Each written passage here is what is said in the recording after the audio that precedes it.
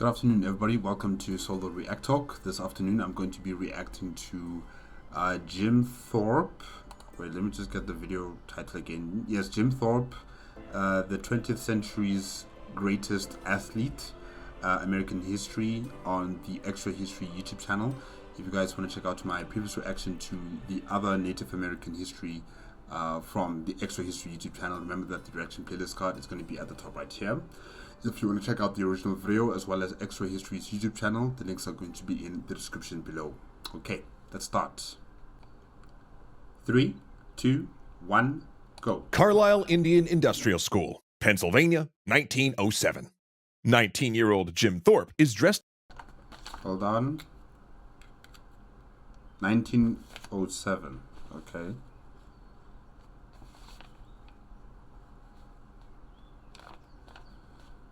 Jim Thorpe. Okay. In only a white shirt and borrowed gym shoes when he spies the school's track and field team practicing the high jump. Fascinated, he watches as the boys fail to clear the 5-foot 9-inch bar. Jim asks if he can give it a try. Of course, the older boys, dressed for track and field, all laugh, but they stop real quick when Jim clears the bar. Appearances can be deceiving. The next day, Coach Glenn Pop Warner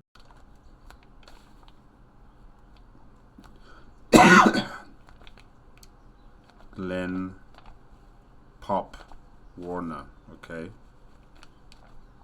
Guess Pop is his nickname. calls Thorpe into his office. Say what you were wearing when you cleared that bar. Yes? Well, you're on the team now. Get in the other room and find a tracksuit. They'd never met before, but now share an unimaginable destiny. Pop Warner will become one of the most famous coaches in history, and Jim Thorpe will be called the greatest athlete to ever live.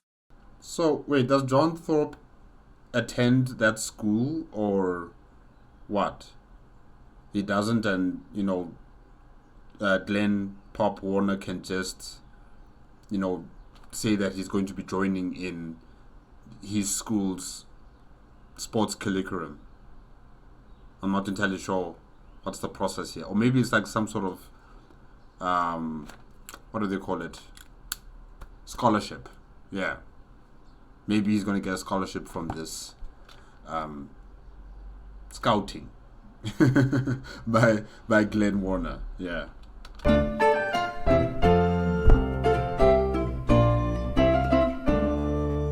And this episode is brought to you by the greatest streaming service ever to live, Nebula. Hold on, Nebula isn't actually alive, is it? Wait, is it? Jim Thorpe's road to becoming a sports legend was a rocky one. Born in May of 1887 in what is now Oklahoma, his parents were each of mixed heritage. 1887. Oklahoma. Okay. His mother Charlotte, half French and half Potawatomi, and his father Hiram Thorpe, half Irish, half Sac and Fox. And that mixture was reflected in his upbringing. Jim was baptized Catholic, but also given the Indian name Wathohawk. Okay. What does that mean? Wathohawk, meaning bright path. Oh, bright path. Nice. Okay, Wathohawk. Wathohawk. Yes. Also, given that Hiram's grandfather was Black Hawk, a famous tribal leader and prominent figure in the War of 1812, we assume that Jim's parents also instilled him with native pride. But pride was something hard to come by during Jim's childhood. The United States government, after having dismantled the number of natives by millions via warfare, bogus treaties, and disease, had now decided to take what they considered a more humane approach to dealing with their Native American problem. They forced Native American problem. Native American children A more humane approach. Right. to attend boarding schools aimed at destroying their sense of language and culture and forcibly adapting them to white American culture. Actually, we did a whole That is still killing the people. You're killing their culture. You're killing their way of life. You just want to make them into you. episode on these Indian schools, which I urge you to watch here. And that's how Jim and his twin brother Charlie landed at the Sac and Fox boarding school. In their first year, their teachers complained that Jim was fidgety and hard to settle down, unlike the model student, Charlie. So, Jim had a twin. Okay, Charlie Thorpe. Regardless of differing demeanors, the two were inseparable, which made it especially tragic when Charlie died in 1897 when a typhoid epidemic ravaged the school. Oh man, to watch your brother, your sibling just die like that. Oh gosh. Jim, emotionally bereft, dealt with the grief by running away from the school and showing up back at home. This actually happened enough that his father, who was legally mandated to send Jim to one of these schools, finally sent him to Haskell Indian Boarding School in Kansas, a place too far from home for Jim to escape. I guess he couldn't stay long enough at home to mourn with the rest of the family. Because that's the reason why he ran away from that boarding school. You know, he wanted to be with his family, to stay with them for some time, through this hard situation. But I guess even the law does not permit children to stay with their family when they are, bereaved from such a terrible situation. It was at Haskell that Jim discovered football, which the superintendent encouraged as a means of endearing the students to white society. Too young and skimpy to play for the school team, Jim instead organized games with kids his age. But upon hearing that his father had been hurt in a hunting accident, Jim slipped away again, only to be admonished when he finally made it home. So, yeah, your dad's going to be in trouble, Jim Thorpe. Your father's going to be in trouble. I know you want to go home, you want to go see what's going on because, also from experience, what happened to your brother. You don't want to be too far away from your family. I get it. But your dad is also going to be in trouble due to the law of the land, saying that, children belonging to Native American ancestry or descent, you all have to go to these schools to be educated. So the next time he ran, he didn't return home, but instead went to Texas, where he worked as a ranch hand for a while. Wow. Okay. You can just do that? Until he heard his mother had died in childbirth. Oh my gosh. Your brother has passed away, your father is injured, and now your mother has passed away during childbirth. Is your baby sibling alive, or has he or she also passed? Jim once again returned home to look after his younger siblings for a time, since the womanizing, bootlegging Hiram wasn't much of a caregiver. Wow. Did he even mourn the death of his wife? But then, a recruiter from the Carlisle Indian Industrial School showed up looking for young athletes. Jim signed up and headed off to Pennsylvania. And even though he'd experienced difficulties, especially due to a program where young natives went to work for white families as domestic servants, he now had little choice but to stay. For the next year, his father died, and he no longer had a home to flee back to. Considered the flagship of Indian to white assimilation schools, Carlisle offered only high school level academics, but its sports teams competed at the collegiate level. After coaching powerhouse Pop Warner, yes, the guy the youth football division is named for, discovered Jim, he went on to break multiple track and field records and won several awards. When Jim asked if he could join the football team, Pop was reluctant. Yet after watching him effortlessly weave past the team's defense, he gave him a shot. At first, Jim did spend most of his time on the bench, though mostly because Carlisle's team was so good, handing defeats to the likes of Penn State, Harvard, and Syracuse. Okay, so what about his siblings? Or his younger sibling, I should say. What happens to him or her? Because now the father's gone, the mother's gone, and he's all that's left. And he's still a minor, if not mistaken. Or maybe he is he's still a minor. So who's taking care of that the child? Is it the extended family members, or have they sent the child to an orphanage? Wow. Jim Thorpe's young life, has been really a terrible, bumpy road. But in 1908, Thorpe was finally unleashed, and his football acumen would gain national attention. Some of that attention was positive, sure, but then journalists would also often describe the team's wins using language like Carlisle is on the warpath or Carlisle Indians scalp Harvard. Newspaper cartoons would Really? That is so distasteful. also depict the team as stereotypical native warriors, ignoring what the players really looked like. In the offseason of 1909 and 1910, Jim tried out another sport, baseball. And to make some money, he played a couple of seasons with Rocky Mount, a team in the Eastern Carolina League. He really didn't think much of it at the time, as he only got as little as $2 a game, but this would later have huge ramifications in his life. Upon his return to Carlisle in 1912, Jim experienced a dream year. His football team finished their season 11-1, which included a crucial 97-yard touchdown in which he outsmarted future President Dwight David Eisenhower during a highly publicized game against West Point. Karma later visited the field as Ike and another player purposely tried to hurt Jim enough to take him out of the game, but the result...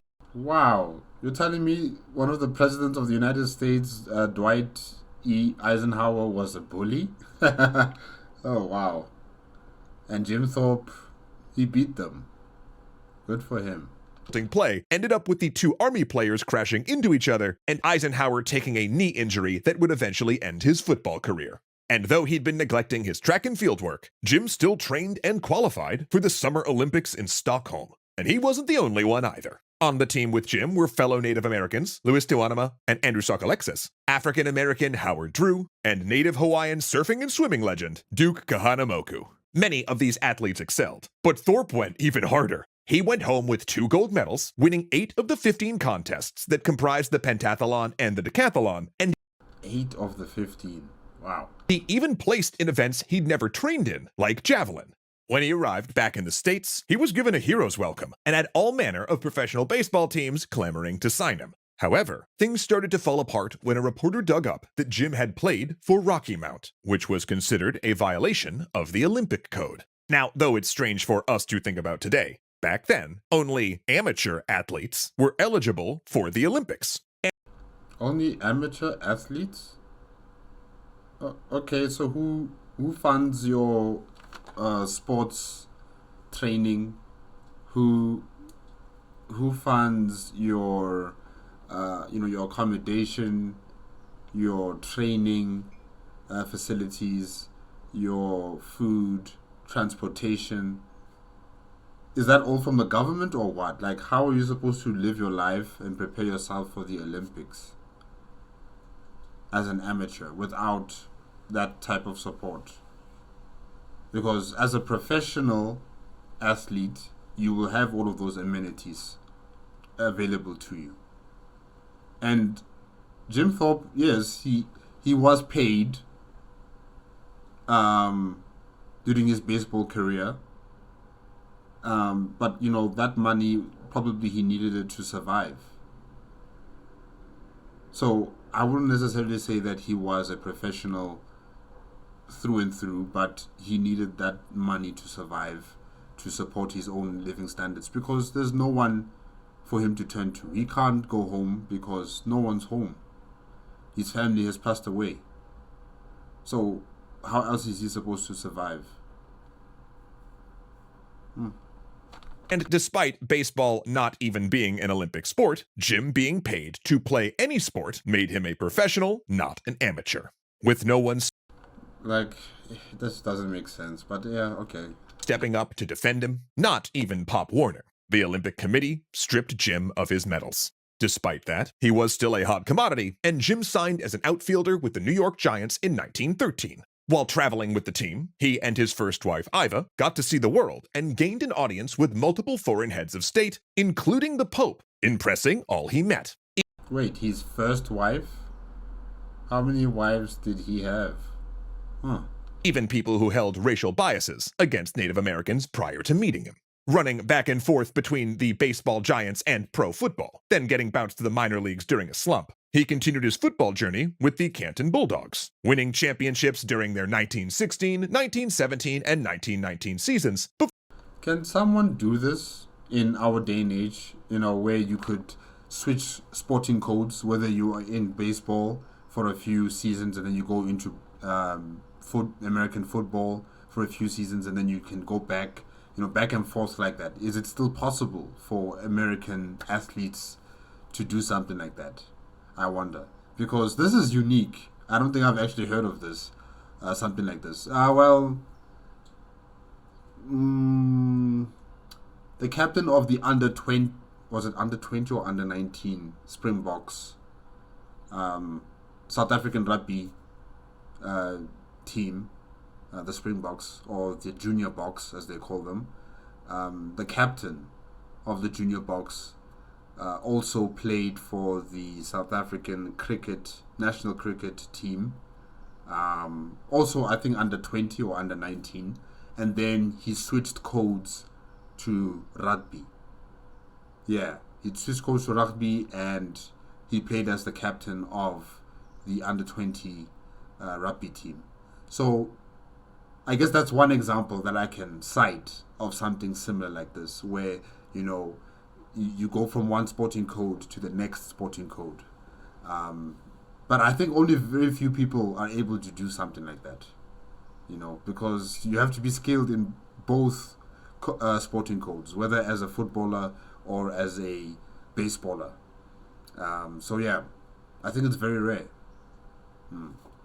Before he began transitioning into a coaching position. Remarkably, he still found time to be the main attraction for a traveling basketball team, the world-famous And basketball. Wow. Indians of LaRue from 1927 to 1928. In all, he played for 9 professional football teams, 4 baseball teams, and coached 5 pro football teams. But all that focus on sports did take a toll on his marriage. Iva divorced Jim in 1925 after 12 years of marriage and 4 children. He promptly remarried the following year, but 4 children and 15 years later, that marriage broke up too. Wow, you have 8 children. His third wife, though, stayed with him till the end, suffering through hard times as Jim picked up odd jobs, random acting gigs in westerns, and a serious drinking problem. Odd jobs, an acting gig, and he was drinking? I guess all the money that he had attained from his sporting career hasn't survived long enough in his older age. And I suspect it's alcohol that has consumed the most of the money. Not the 8 children, although that is a lot of children, to financially support. But I think alcohol was the money guzzler. I think alcohol was the money guzzler that took majority of his savings, and now he has to do odd jobs and acting gigs as well. Yeah, because alcohol, or should I say addiction to alcohol, is a very serious problem. Very, very serious problem. Those who are affected by it, they sell their entire savings, their entire lives to the fulfillment of enjoying alcohol. It can destroy you. So I suspect that alcohol is the main factor to why, Jim Thorpe had to now do odd jobs and also acting gigs after such a successful and lustrous career as a footballer, as a baseball player, and being a coach as well. Really, all of that money can't just all vanish. It can't. So I think most of it was being directed to his alcoholic tendencies. In the early days of his sports career, he was looked at as a living marvel, as he had a way of bouncing back from injuries. But in his older age, things began to catch up to him, and he succumbed to heart failure at the age of 65. When we look back at Jim Thorpe, we see an extraordinary figure. A man so exceptional, he forced a society conditioned to cast him aside to instead recognize him. And posthumously, he's continued to get the respect he always deserved.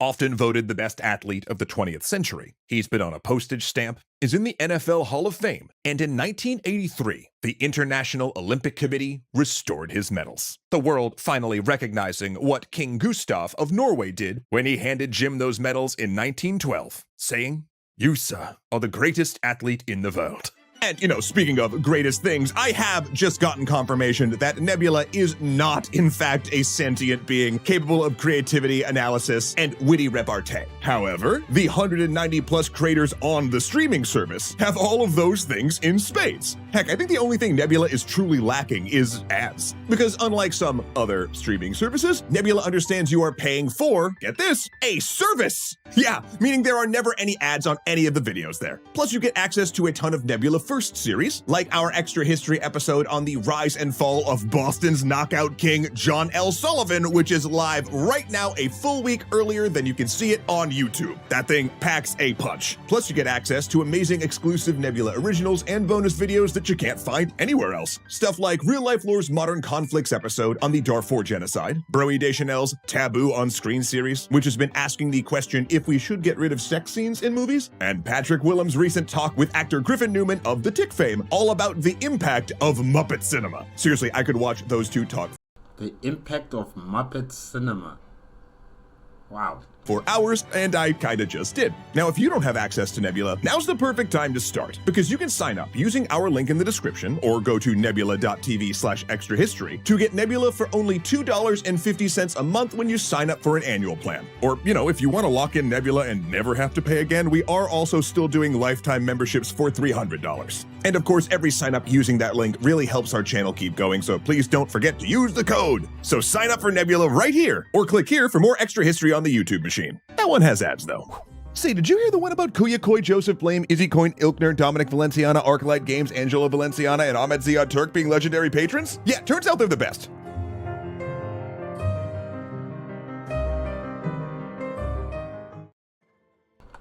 Alright guys, that's it. With the video Jim Thorpe. Let me get the title again. Jim Thorpe, the 20th century greatest athlete, US history on the Extra History YouTube channel. Yes. Jim Thorpe's life, his young life, was very traumatic for him, I think. Very, very traumatic. And I think sports was an avenue for releasing stress and also anxiety that he might have had, dealing with his family, issues in terms of his brother passing away, and then his father getting injured, and his mother passing away in childbirth. All of these terrible tragedies that have happened in his young life. He needed an escape outlet, and I think sports was also helping him in that, for him to focus on something that he can do and not focus on things that are out of his control. Because he's tried to run away and head straight home to try and help his family, but there's just things that are out beyond his control of doing or helping, and he could not save his brother. The typhoid fever. I mean, there was just no way that he was going to be able to help or prevent or cure his brother from it. When he tried to go home to try and help his father because he was worried about how injured he might be, his father was not really pleased with that. He chased him away to go back to school. And also when his mother passed away, there was nothing he could do. He was so far away. When he received the message about what happened, it already happened. All he could do now is go back home and protect his younger sibling, because the father doesn't want to be a father anymore. Clearly he wants to be a player. So yeah, there's a lot of tragedy that has happened in his life, but sports really gave him that peace of mind.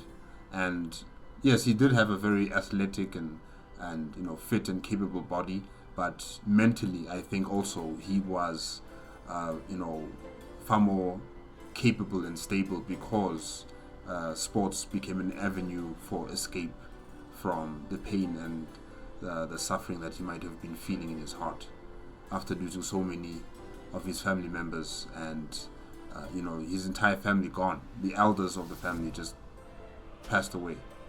So yeah, his young life was very, very hard, but he persevered, he pushed. With the help of Glenn Pop Warner, he was able to be elevated further into attaining more accolades and recognition, and he finally even joined the Olympics teams that were heading for the Olympics, and he succeeded. He was very successful in attaining golden medals, and also achieving more than most would have ever expected of him. It is unfortunate that these medals were taken away from him because of the baseball team that he was in that was paying him, and thus he was a professional player. I still think that he wasn't a professional player. He was playing and he was being paid because there's no one for him to support him anymore. Like, there's no one that's going to support him financially. He has to do things himself. He's basically an orphan. Yes, he has a baby sibling, but he doesn't have any income coming from anywhere. He has to survive. He has to feed himself. So I can't really say that he was a professional baseball player during that time. He was just an athlete trying to survive. Yeah. So it is unfortunate that they took his medals from him. And his relationships with his wives was also very, complicated. He had a very long, life with his first wife and his second wife, and they had a lot of children. And like I stated before, I don't think it's the children that have sapped the majority of his money, his life savings. I think it's his alcoholic tendencies, because alcohol is a money guzzler. It's a money guzzler like no other. So I won't say that the children are the ones who have sapped almost all of his savings and all the money that he has accumulated from his baseball, football and basketball and coaching that he has done. I don't think so. I think it's the alcohol, because he also died at a relatively young age, in his 60s. I mean, yeah, that's unfortunate, and I think it's related to alcohol. I do think he died from that heart failure because of alcohol. I could be wrong. I could be wrong about that, but I've seen people who have destroyed themselves because of alcohol, and I would not be surprised if that was the main culprit to his demise at the age of 60. Yeah. But yeah, guys, that's it. That's it with the greatest athlete of the 20th century. Remember, if you want to check out the original video as well as Extra History's YouTube channel, the links are going to be in the description below. If you like my reaction, give it a like, comment, and subscribe to my channel. Click on the notification bell if you need to be up to date with my latest videos, and I'll see you guys hopefully next week. Okay? Bye-bye.